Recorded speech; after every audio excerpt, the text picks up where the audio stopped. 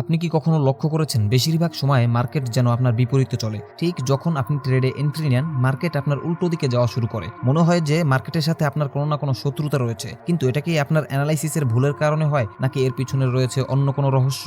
ICT liquidity concept, এটা না জানলে আপনার ট্রেডিং ক্যারিয়ারে সবচেয়ে বড় বাধা হয়ে দাঁড়াবে, কিন্তু এটাকে মাস্টার করতে পারলে আপনার ট্রেডিং স্কিলকে নিয়ে যাবে নেক্সট লেভেলে। তবে ভিডিওটি শুরু করার আগে একটা জিনিস জেনে নেওয়া জরুরি, লিকুইডিটি হচ্ছে আইসিটি কনসেপ্টের সবচেয়ে গুরুত্বপূর্ণ অধ্যায়। এই জন্যই আমি শুরুতে বলেছি আইসিটি লিকুইডিটি কনসেপ্ট, মানে লিকুইডিটি হলো আইসিটির বিশেষ একটা অংশ, আর আইসিটি কনসেপ্ট হলো বিশ্বের সবচেয়ে অ্যাডভান্সড ট্রেডিং সিস্টেম বা স্ট্র্যাটেজি। যদি আপনি প্রপারলি আইসিটি কনসেপ্ট শিখতে চান, তাহলে এখনই এই চ্যানেলটি সাবস্ক্রাইব করে রাখুন, নইলে আমার ভিডিও ভবিষ্যতে আপনার সামনে নাও আসতে পারে। তো চলুন এবার শুরু করা যাক আজকের মূল video. First of all, what is liquidity? মানে লিকুইডিটি বলতে আমরা কি বুঝি? লিকুইডিটি হলো কোনো জিনিস কত তাড়াতাড়ি কেনা বা বেচা যায় এটা বোঝার একটা পরিমাপ। মানে যে কোনো জিনিস কেনার জন্য কত বায়ার আছে এবং বিক্রি করার জন্য কত সেলার আছে। যত বেশি বায়ার সেলার থাকবে তত তাড়াতাড়ি ওই জিনিসটা বাই সেল করা সম্ভব, আর এই বাই সেলের সহজতাকেই বলা হয় লিকুইডিটি, বাংলায় যেটাকে আমরা বলি তারল্যতা। বিষয়টা বুঝতে একটু ঝামেলা মনে হতে পারে, তবে কোনো ব্যাপার না, চলুন একটু সহজে বোঝার চেষ্টা করি। পৃথিবীর যে কোনো কিছুই মাপার জন্য আলাদা আলাদা পরিমাপ রয়েছে, যেমন ওজন মাপার জন্য কিলোগ্রাম বা কেজি, উচ্চতা মাপার জন্য ফুট বা ইঞ্চি। ঠিক তেমনই লিকুইডিটিও হলো এক ধরনের পরিমাপ, যেটা দিয়ে বোঝা যায় কোনো জিনিস বাজারে কত সহজে ও দ্রুত কেনাবেচা করা যায়। বিষয়টা এখনো যাদের মাথায় ঢুকেনি তাদের জন্য খুবই সহজ একটা উদাহরণ দিই। ভাবুন একটা মোবাইল ফোনের মার্কেটের কথা। সেখানে মোবাইল কিনতে চাওয়া ক্রেতা এবং বিক্রেতা উভয়ই অনেক বেশি আছে, তাই বলা যায় ওই মার্কেটে মোবাইল ফোনের লিকুইডিটি অনেক বেশি। মানে আপনি চাইলেই খুব সহজে খুব দ্রুত আপনার মোবাইল বিক্রি করে টাকা পেতে পারেন, আবার চাইলেই খুব সহজে এবং দ্রুত একটি মোবাইল ফোন কিনেও নিতে পারেন। এখন এই একই মোবাইল ফোনের মার্কেটে ধরুন আপনি একটি টমেটো বিক্রি করতে চান কিংবা টমেটো কিনতে চান, কি হবে তখন? হ্যাঁ, হয়তো দু একজন বিক্রত মানসিকতার মানুষ পাওয়া যেতে পারে যারা মোবাইল শপে টমেটো কিনবে বা বিক্রি করবে, কিন্তু বাস্তবে এটা প্রায় অসম্ভবের কাছাকাছি। সুতরাং লিকুইডিটি মানে ক্রেতা এবং বিক্রেতার উপস্থিতি এবং লেনদেনের সুবিধার মাপকাঠি।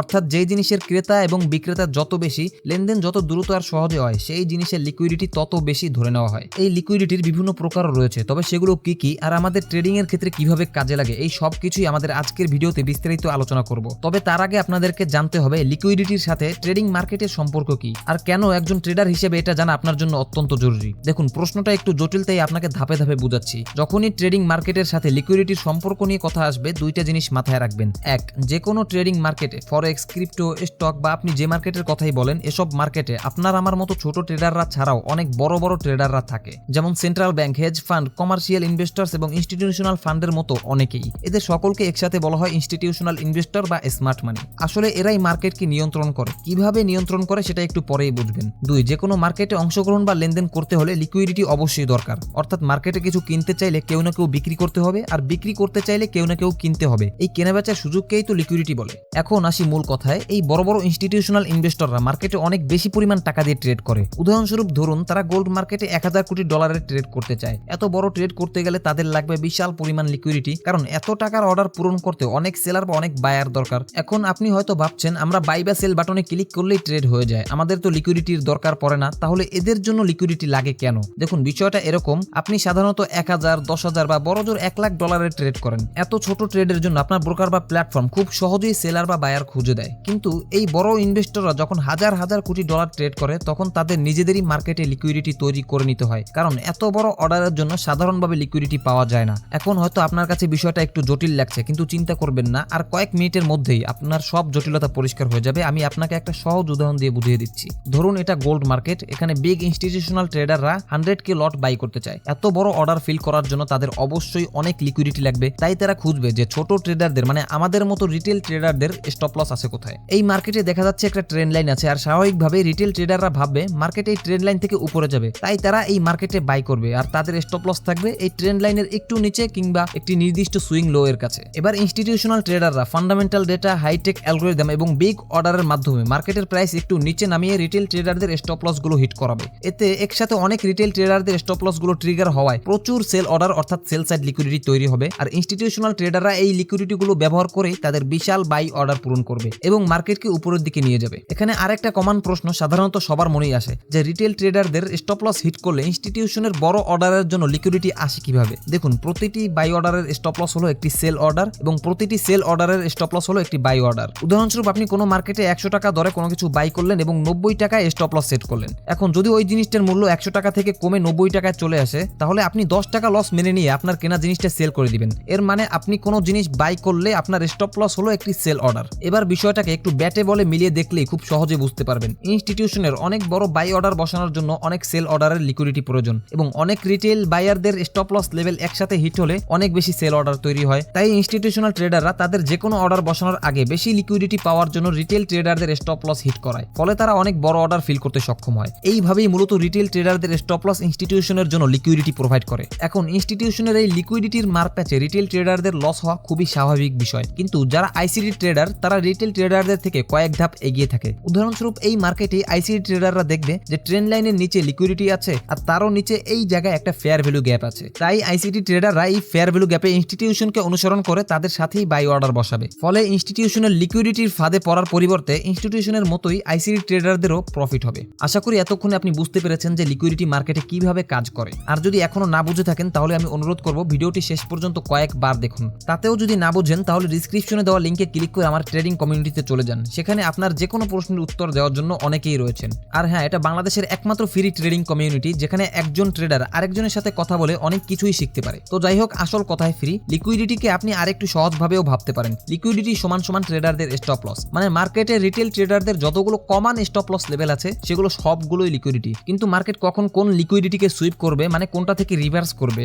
আর কোন লিকুইডিটিতে রান করবে, মানে হিট করার পরেও কন্টিনিউশন করবে, এটা আপনি লিকুইডিটির বিভিন্ন প্রকার সম্পর্কে জানার পরেই পরিষ্কার বুঝতে পারবেন। তো চলুন এবার যাওয়া যাক ভিডিওর নেক্সট পার্টে, টাইপস অফ লিকুইডিটি। আজ আমরা লিকুইডিটির যে প্রকারগুলো নিয়ে কথা বলবো সেগুলো হলো buy side liquidity, buy stops, sell side liquidity, sell stops, internal range liquidity and external range liquidity, draw on liquidity, candle range liquidity, time based liquidity, equal high and equal low liquidity. লিকুইডিটির এই প্রকারগুলোর প্রত্যেকটির বিস্তারিত logic সম্পর্কে বোঝার আগে একটা গুরুত্বপূর্ণ ঘোষণা। কিছুদিন আগে আমি আপনাদেরকে বলেছিলাম যে আমি কখনো কোনো কোর্স বিক্রি করব না, সবকিছুই ফ্রিতে শিখাবো। কিন্তু এখন আমি একটা জিনিস উপলব্ধি করছি, ইউটিউবে যেভাবে আমি স্ক্রিপ্টেড ভিডিও বানাচ্ছি সেভাবে শেখাতে আমার অনেক সময় লাগবে, কিন্তু আপনাদের কারো কাছেই সেই পরিমাণ সময় নেই এবং না থাকাটাই স্বাভাবিক। তাই আমি ভেবেছি যদি আমি সত্যিকারের অর্থে মানুষদেরকে শেখাতে চাই তাহলে একটা প্রপার মেন্টরশিপ প্রোগ্রাম ছাড়া আমার কাছে কোনো উপায় নেই। তাই আমি আমার মেন্টরশিপ লঞ্চ করতে যাচ্ছি। তো এই মেন্টরশিপটি হবে প্রায় 3 থেকে 6 মাস লম্বা সময় নিয়ে এবং আমি প্রতিদিন লাইভে আসবো এবং আপনাদের প্রত্যেকটা প্রশ্নের উত্তর দেব। এবং এই মেন্টরশিপের লক্ষ্য একটাই, আপনাকে ট্রেডিং এর একদম ফাউন্ডেশনাল বেসিক থেকে শুরু করে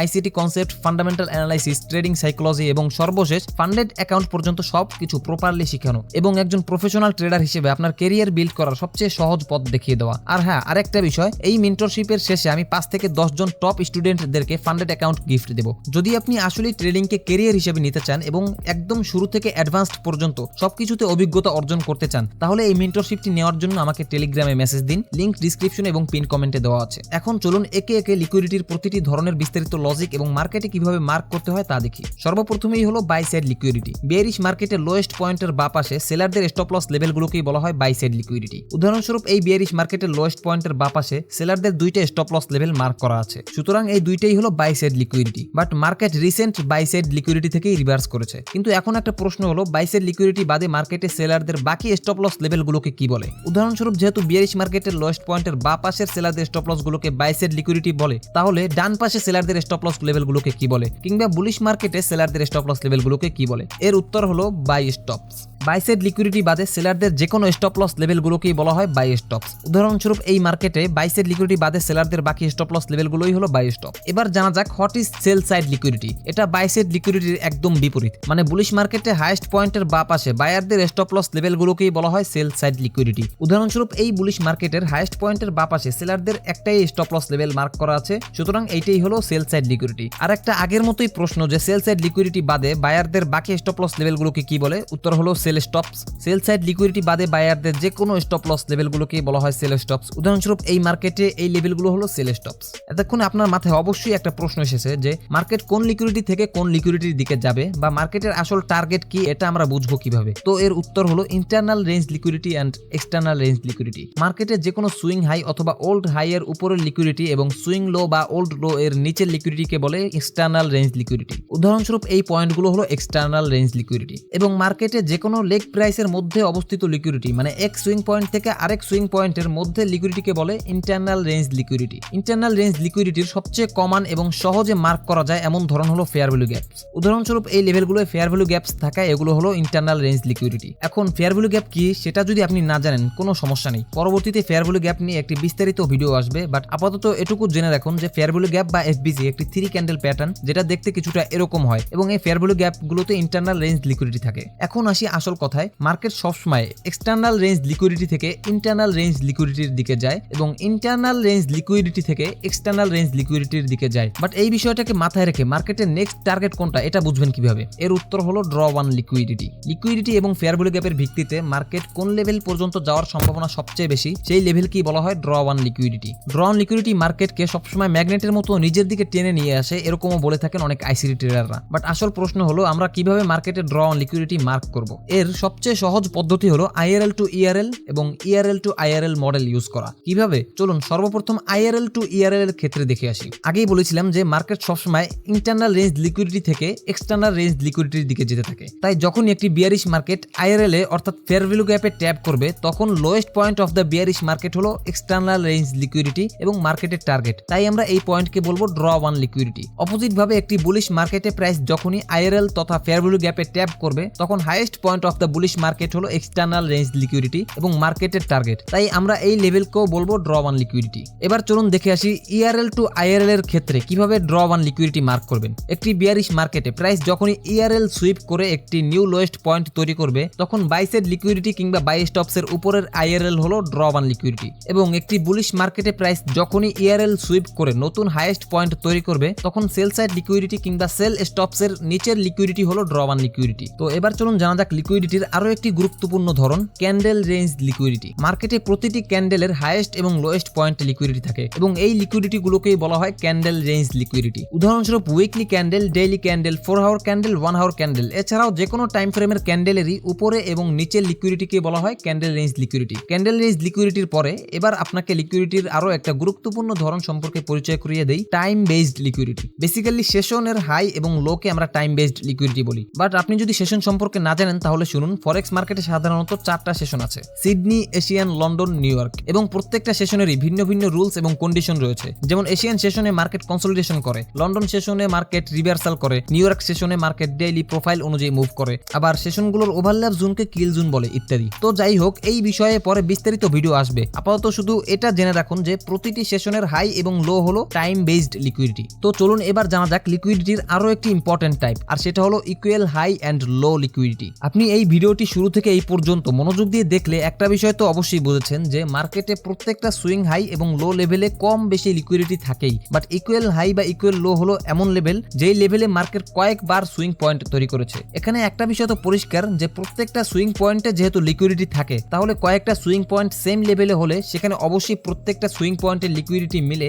অনেক বেশি লিকুইডিটি জমা হবে। আর এই কারণে আইসিটি বারবার ইকুয়াল হাই এবং ইকুয়াল লো এর দিকে এত পরিমাণ ফোকাস দিয়েছেন যে ওনার প্রায় প্রতিটি ভিডিওতেই এটার সম্পর্কে একটু হলেও বলেছেন। তো ভিডিওটা অনেক লম্বা হয়ে যাচ্ছে তাই আমি খুব সংক্ষেপে উদাহরণটা দেই। এই মার্কেটে এইটা হলো ইকুয়াল হাই লিকুইডিটি এবং এই মার্কেটে এইটা হলো ইকুয়াল লো লিকুইডিটি। এতক্ষণে আপনার মাথায় অবশ্যই লিকুইডিটি নিয়ে অনেক ধরনের প্রশ্ন এবং কনফিউশন তৈরি হয়েছে। তবে কোনো চিন্তা করবেন না, আপনার যত ধরনের কনফিউশন, যত প্রশ্ন, যত বিতর্ক সবকিছুই আমার টেলিগ্রাম গ্রুপে গিয়ে করতে পারেন, যেটা একটা ফ্রি ট্রেডিং কমিউনিটি এবং সেখানে আপনি যে কোনো প্রশ্ন করলেই তার উত্তর দেওয়ার জন্য আমি অনেককে নিয়োজিত করে রেখেছি। এছাড়াও এখন থেকে এই ইউটিউব চ্যানেলে প্রতি শুক্রবার একটি কিউএনএ ভিডিও আপলোড করা হবে। পুরো সপ্তাহে আপনাদের করা প্রতিটি গুরুত্বপূর্ণ প্রশ্নের যথাযথ উত্তর পেয়ে যাবেন সেই ভিডিওতে। আর হ্যাঁ, এই ভিডিওটি অবশ্যই 2-3 বার দেখবেন, কারণ লিকুইডিটি হলো আইসিটির মেইন ফাউন্ডেশন। এটা না বুঝলে আপনি কিছুতেই আইসিটি ট্রেডার হতে পারবেন না। তো এখন যদি আপনি আমার পরামর্শ অনুযায়ী ভিডিওটি আবার দেখার সিদ্ধান্ত নিয়ে থাকেন তাহলে কমেন্টে লিখুন আই এম স্টার্টিং অ্যাগেইন। আর মেন্টরশিপে জয়েন হতে চাইলে ডিসক্রিপশনে দেওয়া লিংকে ক্লিক করে আমাকে মেসেজ দিন, সেখানে বিস্তারিত জানতে পারবেন। তো আজকের জন্য এখানেই বিদায়। ইনশাল্লাহ দেখা হবে পরবর্তী কোনো ভিডিওতে কিংবা টেলিগ্রামে আমাদের ফ্রি কমিউনিটিতে।